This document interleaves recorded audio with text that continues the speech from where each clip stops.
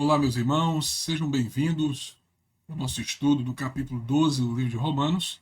Em meio à correria e ao egocentrismo do mundo moderno, nós somos constantemente desafiados a encontrar equilíbrio entre nossas necessidades pessoais e o serviço ao próximo. O capítulo 12 da Epístola aos Romanos, que foi escrita pelo apóstolo Paulo, oferece perspectiva transformadora sobre como viver a fé cristã de forma autêntica e aplicável aos dias atuais. E nesse estudo nós mergulharemos nos ricos ensinamentos de Paulo sobre a vida cristã prática, explorando como suas orientações permanecem relevantes no contexto atual e contemporâneo. No início do capítulo 12, versículos 1 e 2, Paulo faz um apelo profundo aos cristãos, exortando-os a oferecerem seus corpos em sacrifício vivo, santo e agradável a Deus. E essa poderosa metáfora contrasta com os sacrifícios de animais do Antigo Testamento, mortos e oferecidos no altar como expiação. E aqui o apóstolo Paulo ele fala da espiritualidade ativa e contínua, no qual o cristão ele se entrega a Deus não pela morte, mas pela vida. E em seguida Paulo faz uma exortação ainda mais desafiadora, que se relaciona com a transformação pela renovação da mente. E isso se trata de um processo pelo qual os cristãos passam a enxergar e julgar todas as coisas, inclusive ações, motivações e valores, sob a perspectiva divina, rejeitando assim a conformidade com o mundo. Assim como em 1 Pedro 2,5, nós somos chamados a ser pedras vivas, edificando casa espiritual. E nesse sentido, o sacrifício aqui não é estático, e sim dinâmico e construtivo, com participação ativa na edificação da igreja. Em Efésios capítulo 4, versículo 23 e 24, a gente vê que esse texto ele complementa Romanos ao descrever a necessidade de despir o velho homem e revestir-se do novo, criado à imagem de Deus, em verdadeira justiça e santidade. Um pensamento aqui interessante, que cabe nesse contexto, é o de C.S. Lewis. Ele frequentemente aborda o verdadeiro sentido do cristianismo como transformação interna, que é refletida externamente. Para ele, a fé cristã não é apenas um conjunto de doutrinas, e sim uma mudança na forma de viver e enxergar a realidade. Dietrich Bonhoeffer, que era teólogo e também um mártir do cristianismo, ele escreveu extensivamente sobre o conceito da graça custosa. E a ideia aqui é de que seguir a Cristo envolve sacrifício e custa, às vezes, a própria vida. Ele argumentou que a graça de Deus é gratuita, porém nunca é barata.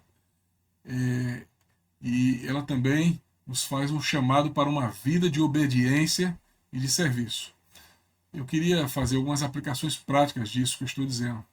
Para oferecer nossas vidas diariamente a Deus e ao próximo, nós podemos começar com práticas como oração, a meditação na palavra, que ajudam a centralizar a nossa vida em Deus. Além disso, devemos buscar servir aos outros de maneira prática, seja por meio de voluntariado, doações, ou simplesmente oferecendo tempo e atenção àqueles que precisam.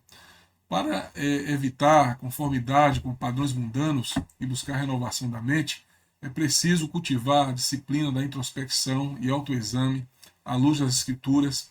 Isso pode incluir o estudo bíblico regular, participação em grupos de crescimento espiritual, busca de uma mentoria, de alguém que seja seu conselheiro.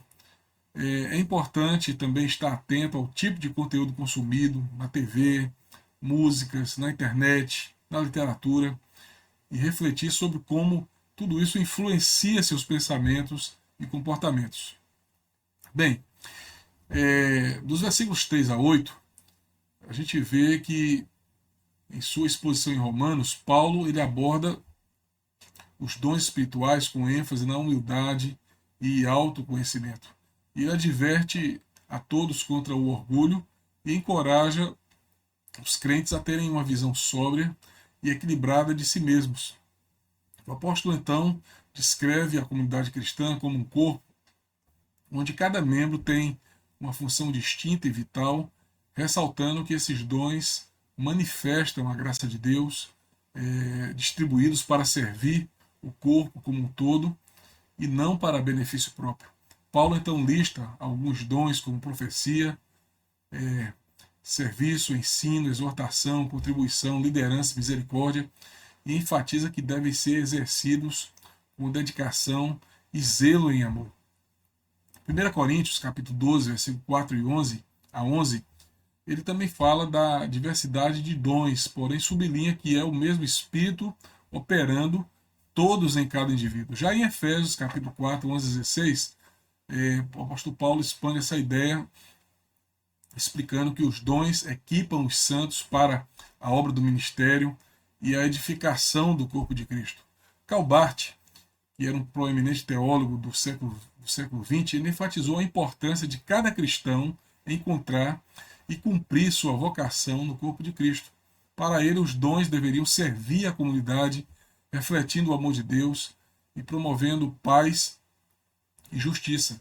Já Rod Gardner, reconhecido por sua teoria das inteligências múltiplas, ele identifica diferentes tipos de inteligência que as pessoas possuem.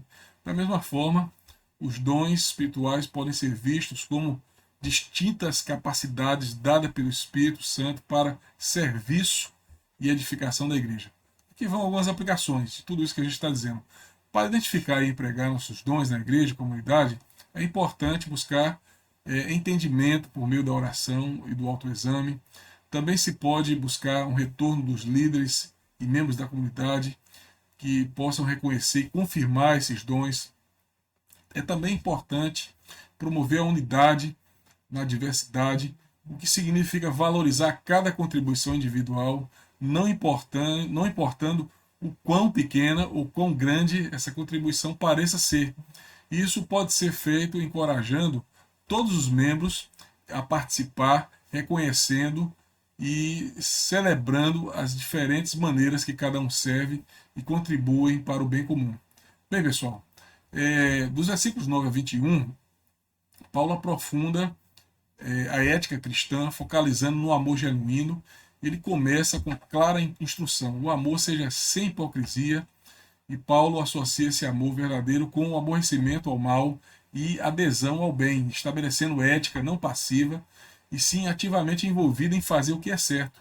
E ele continua delineando características práticas desse amor, que são o afeto fraternal, a honra mútua, preferencial, o zelo, o fervor espiritual, a paciência, a oração, a hospitalidade e as bênçãos para até mesmo os perseguidores. Paulo não só chama os crentes a empatizar com alegrias e tristezas alheias, mas também a associar-se com pessoas humildes e aquelas pessoas também que não são arrogantes. Em 1 João capítulo 3, versículo 18, a gente vai ver que tudo isso que a gente está dizendo ecoa o chamado de Paulo ao amor em ação, quando ele diz: filhinhos, não amemos de palavra nem de língua, mas por obra e em verdade. E essa passagem a gente vê que ela reforça a necessidade de amor que se manifesta em ações concretas e verdadeiras.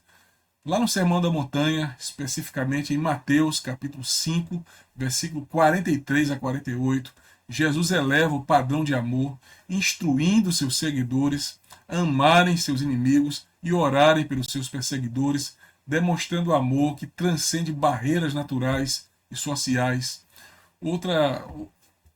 Outro pensador que é importante mencionar aqui é Agostinho, que era um influente teólogo da igreja primitiva.